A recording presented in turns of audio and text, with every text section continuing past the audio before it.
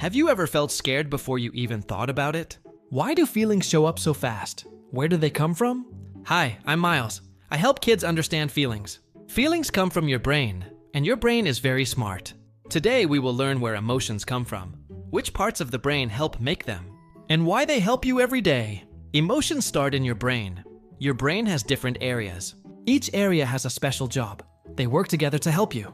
One part is called the feeling brain. Its real name is the amygdala. It helps you feel fast feelings like fear, excitement, or surprise.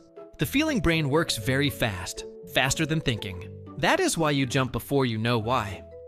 Now let's look at another important brain helper. This part is the thinking brain. Its real name is the prefrontal cortex. It helps you slow down and decide what to do next. When you feel angry, your thinking brain can help. It says, let's breathe and choose. Another helper is the memory brain. Its real name is the hippocampus. It remembers what happened before and helps feelings learn. There's one more important thing to discover. All three brain parts talk together. The feeling brain sends a message.